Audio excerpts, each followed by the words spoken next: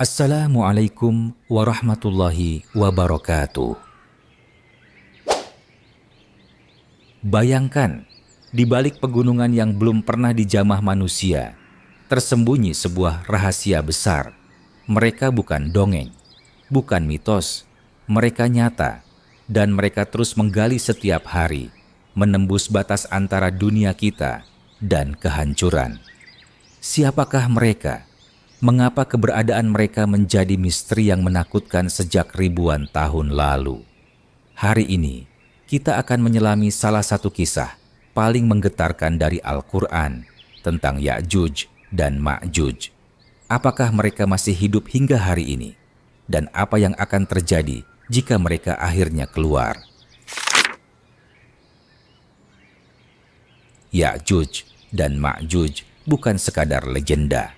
Mereka adalah dua bangsa besar dari keturunan Nabi Adam yang keberadaannya diabadikan dalam Al-Quran dan hadis Rasulullah. Di surah Al-Kahfi ayat 93 sampai 98, Allah Subhanahu wa Ta'ala mengisahkan tentang seorang raja muslim yang perkasa, Zulkarnain. Ia bukan raja biasa. Ia dikaruniai kekuasaan dan hikmah yang luar biasa. Dalam perjalanannya, Zulkarnain tiba di antara dua gunung dan mendapati suatu kaum yang tidak bisa berkomunikasi dengan baik. Mereka mengadu kepadanya, "Wahai Zulkarnain, sesungguhnya Ya'juj dan Ma'juj adalah orang-orang yang membuat kerusakan di muka bumi. Dapatkah engkau membangun dinding antara kami dan mereka?" Dengan penuh keikhlasan, Zulkarnain menjawab, "Apa yang diberikan oleh Tuhanku lebih baik." Lalu, dengan bantuan masyarakat, ia membangun sebuah penghalang raksasa dari besi dan tembaga mendidih yang begitu kuat hingga tak bisa didaki, tak bisa ditembus, tidak pula dapat dilubangi. Dan setelah tembok itu berdiri, ia berkata dengan penuh kerendahan, "Ini adalah rahmat dari Tuhanku. Maka, apabila telah datang janji Tuhanku, Dia akan menjadikannya hancur luluh." Mungkin ada yang bertanya, benarkah mereka masih hidup? Dalam hadis sahih, riwayat Ibnu Majah, Rasulullah bersabda bahwa Ya'juj dan Ma'juj terus menggali setiap hari. Mereka menggali tanah, berharap bisa melubangi penghalang tersebut dan keluar ke dunia. Tapi, setiap kali mereka hampir berhasil dan melihat cahaya matahari, pemimpin mereka berkata, "Kita kembali besok, kita lanjutkan besok." Mereka lupa menyebut insya Allah. Dan lubang itu pun ditutup kembali oleh Allah, bahkan lebih rapat dari sebelumnya. Sampai suatu hari nanti, ketika Allah telah menghendaki mereka keluar, mereka akan kembali menggali. Dan kali ini mereka berkata, "Kita lanjutkan besok, insya Allah." Dan lubang itu tidak lagi tertutup. Saat itu mereka akan berhasil menembus penghalang dan bumi akan berguncang oleh kehadiran mereka. Ketika saat itu tiba, manusia tidak akan sanggup menghadapi mereka. Mereka akan meminum sungai hingga kering, menyapu bersih kehidupan yang ada, dan membuat manusia berlindung di balik benteng-benteng mereka. Gemetar ketakutan yang paling menggetarkan hati adalah ketika mereka menembakkan anak panah ke langit, dan anak panah itu kembali dalam keadaan berlumuran darah. Mereka pun sombong dan berkata, "Kami telah menguasai penduduk bumi, dan kini kami telah menaklukkan langit." Betapa manusia saat itu tak berdaya. Namun, Allah tidak membiarkan kezaliman itu berlangsung selamanya. Ketika semua makhluk telah merasa lemah, Allah pun mengutus makhluk kecil, seekor binatang kecil, seekor belatung yang menyerang leher-leher mereka. Dan dalam sekejap, Ya'juj dan Ma'juj binasa.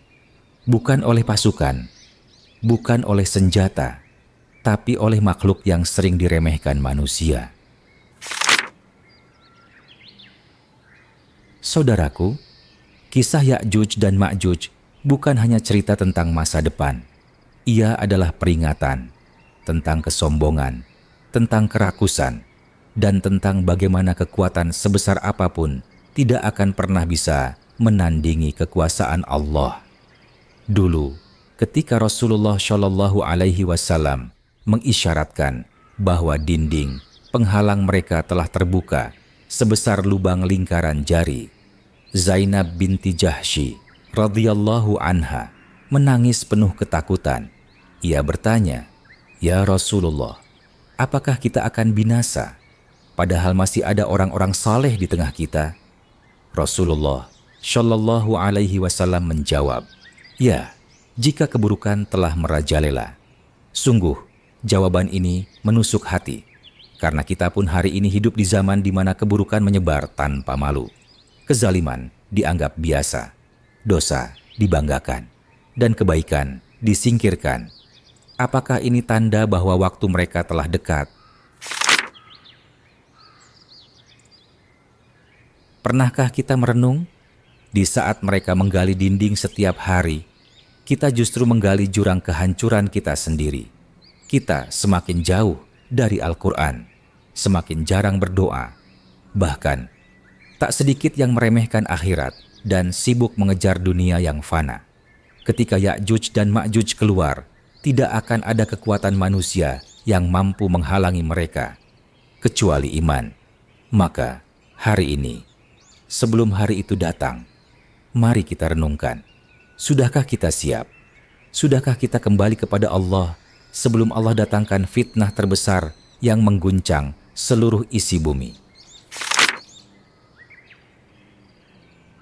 Saudaraku yang dirahmati Allah, Ya'juj dan Ma'juj memang masih tersembunyi, tapi fitnah mereka sudah dekat. Mereka menggali dan terus menggali hingga hari yang telah ditentukan. Mereka akan datang sebagai bagian dari tanda-tanda besar hari kiamat.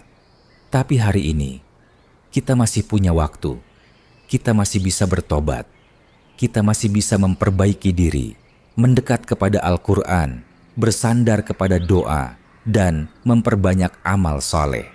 Karena ketika mereka muncul nanti, tidak akan ada tempat bersembunyi kecuali di bawah lindungan Allah. Ini adalah rahmat dari Tuhanku, ucap Dzulkarnain. Dan hari ini, rahmat itu masih terbuka untuk kita. Mari kita jaga iman ini, mari kita kuatkan akidah, dan mari kita ajarkan keluarga, anak-anak, dan seluruh umat bahwa kebenaran Al-Quran bukan sekadar bacaan, tapi petunjuk kehidupan. Semoga Allah melindungi kita dari fitnah Ya'juj dan Ma'juj dan menjadikan kita termasuk orang-orang yang selamat karena iman yang tertanam kuat dalam hati. Amin ya Rabbal Alamin. Jangan lupa untuk klik like, subscribe, dan aktifkan lonceng notifikasi agar tidak ketinggalan kisah-kisah menggetarkan hati lainnya dari Mukmin Studio Official.